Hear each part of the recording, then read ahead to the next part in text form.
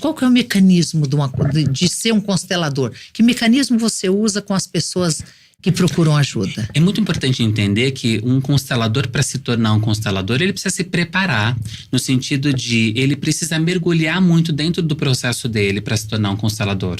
Porque senão você fica só distribuindo uma técnica ali, né?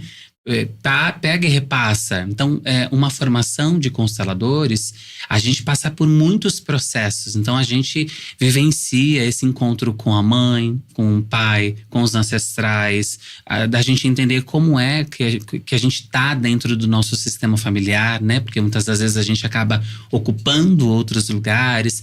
Enfim, então, primeiro é isso, assim, acho que a gente tem que mergulhar dentro desse processo. Após isso, é que daí, de repente, a gente vai conseguir levar essa ferramenta para outras pessoas. E aí a gente tem diversas formas, né, de utilizar a constelação familiar. Seja ela com bonecos, seja ela com bonecos na água, que são as constelações fluviais, que é linda, e seja as constelações que são com pessoas, né?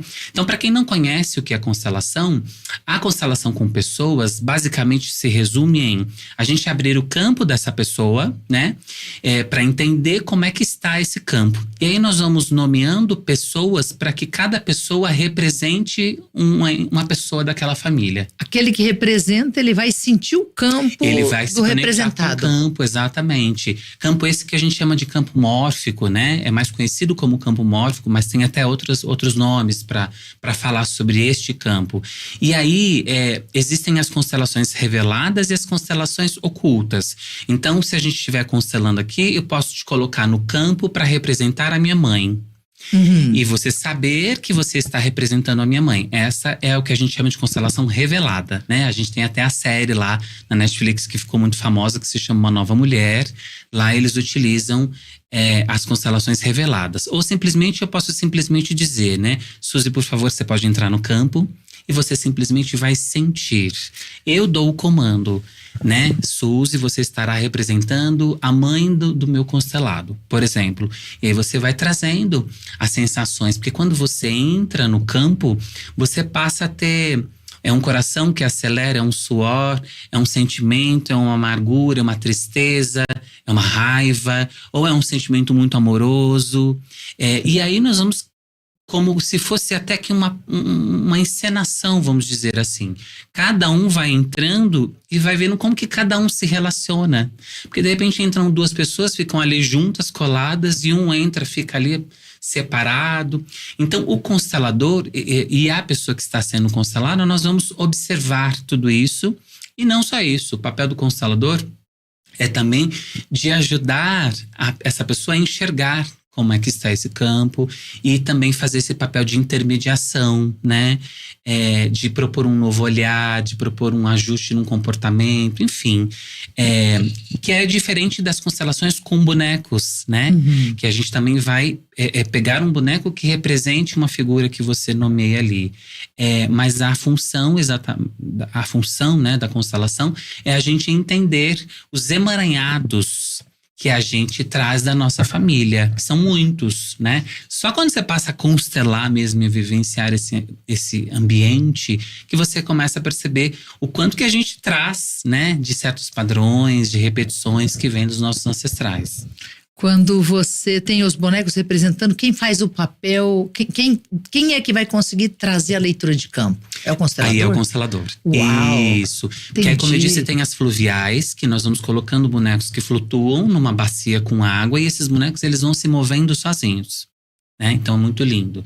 E as que não são com bonecos fluviais, a gente vai movendo esses bonecos, né? Então tem várias formas, cada constelador vai criar ou vai ter uma técnica que ele vai utilizar ali, mas basicamente a gente vai movendo esses bonecos e promovendo, né, esse olhar para a pessoa que está constelando. Porque, como eu te disse, de repente a pessoa coloca o pai totalmente fora, sem ela saber que necessariamente aquele boneco representa o pai. Essa era a próxima pergunta. Isso. Então, por exemplo, eu vou separar bonecos aqui. Os papéis não têm necessariamente os nomes de quem são. Não. A pessoa, ela não sabe. Na grande maioria das vezes, essa pessoa, ela não sabe. Então, pode ser um boneco, pode ser um cristal, né? Eu, por exemplo, utilizo muitos cristais, porque sou muito conectado com os cristais.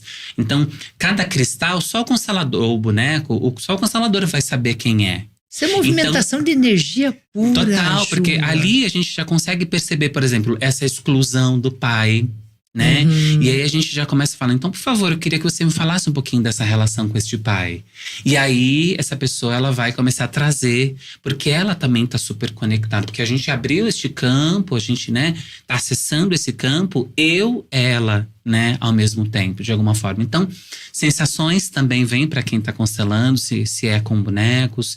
Então, ela vai trazendo do nada, ela traz uma fala da infância, uma revolta de que ela se sentiu sozinha, de que ela se sentiu abandonada, ou porque ela tá julgando o pai porque foi embora, né, porque, sei lá, tinha brigas com a mãe. E aí nós vamos fazendo esse processo de promover um novo olhar.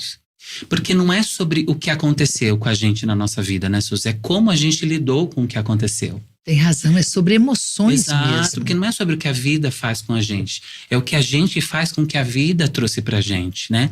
Então a constelação é uma ferramenta muito amorosa que permite você sair desse lugar, principalmente do julgamento. Então, porque meu pai fez isso com a minha mãe. E aí a gente começa a fazer com que essa pessoa se conscientize de que não é o lugar dela julgar. Que quando ela julga esse pai, o que ela faz? Ela cresce. Ela fica maior, ela repete a história desse pai, né? Porque quando ela tá julgando esse pai, ela tá dizendo o que pra vida? Eu faço melhor que você. Então, às vezes, ela trai as mesmas experiências do pai para ela conseguir perceber através das experiências dela de que ela não faz, não necessariamente melhor, né? Então, a gente começa a compreender sobre o nosso lugar, sobre os julgamentos, sobre a sensação de ter recebido o suficiente. Então, dentro das constelações, nós temos 3 principais leis. A primeira lei é a lei do pertencimento. Todos têm o direito de pertencer. Tudo aquilo que é excluído volta com força para o nosso sistema. A segunda lei é a lei da hierarquia. Todos aqueles que vieram antes de mim são maiores do que eu. E todos que vieram depois de mim são menores do que eu. Só que quantas às vezes a gente fica grande? Quando a gente julga, quando a gente exclui, enfim, em várias situações. Ou porque a gente toma as dores da nossa mãe e a gente quer ocupar o lugar do nosso pai. Enfim, várias… Hierarquia não quer dizer que é melhor ou pior. Não. É simples. Essa confusão as pessoas fazem. É localização mesmo. E isso é uma forma de compreender o seu lugar, o seu tamanho. Porque muitas das vezes a gente quer ficar grande, consciente ou muitas das vezes inconsciente, e isso faz com que a gente carregue muito peso, né? Então é muito comum em constelações, quando a gente pega uma pessoa que tá ali carregando um monte de peso da mãe e do pai, e eu peço para que ela fale: mãe, tá pesado para mim, né? Ou seja, devolve pro grande o que é do grande, né? E aí nós temos uma terceira lei, né? Que é a lei da harmonia das trocas. Todo aquele que dá demais para o outro, ele também fica grande. Então, sobre a importância de ter um equilíbrio dentro das relações, né? Os dois têm que dar do mesmo tamanho, da mesma quantidade, vamos dizer assim. Então, essas 3 leis regem né, as constelações familiares. Pertencimento, hierarquia e harmonia das… Equilíbrio de troca. Equilíbrio de troca. Isso. Uau.